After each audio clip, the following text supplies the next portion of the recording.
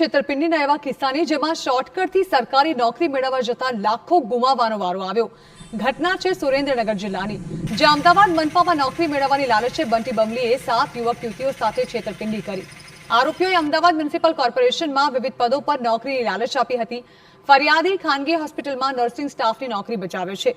તેઓને આરોપી કાંજી કુણપરા મળ્યો હતો અને મહિલા આરોપી કિરણ સરવાણિયાની ઓળખાણ કરાવી હતી।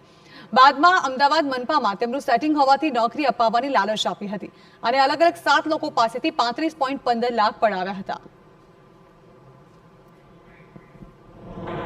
અને તેમણે ફરિયાદીશ્રીને એવું જણાવેલું હતું કે તેઓ બંને સેનેટરી ઇન્સ્પેક્ટર અને જુનિયર ક્લાર્ક તરીકે અમદાવાદ મ્યુનિસિપલ કોર્પોરેશનમાં ફરજ બજાવે છે અને આથી તેમનું અમદાવાદ મ્યુનિસિપલ કોર્પોરેશનમાં સેટિંગ છે અને જો તમારે કોઈને નોકરી અપાવી હોય તો અમને જાણ કરજો, અમે સેટિંગ કરાવડાવી દઈશું। અને અલગ અલગ કુલ 7 ઉમેદવારોએ આ જે આરોપી જે છે કાંજીભાઈ અને કિરણબેન તેમનો સંપર્ક કરેલો હતો અને કુલ 35 લાખ અને 15,000 રૂપિયા જેટલા તેમને આપેલા હતા।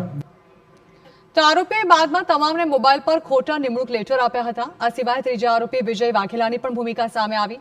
નિમણૂક લેટરને લઈને યુવક યુવતીઓ અમદાવાદ મનપામાં નોકરી માટે પહોંચતા નિમણૂક પત્ર નકલી હોવાનો ખુલાસો થયો હતો। આથી તમામે પોલીસ ફરિયાદ નોંધાવતા છેતરપિંડી કરનાર આરોપી કાંજી કુણપરા અને કિરણ સરવાણિયાની ધરપકડ કરાઈ છે, જ્યારે કે ફરાર વિજય વાઘેલાની પોલીસે શોધખોળ હાથ ધરી છે।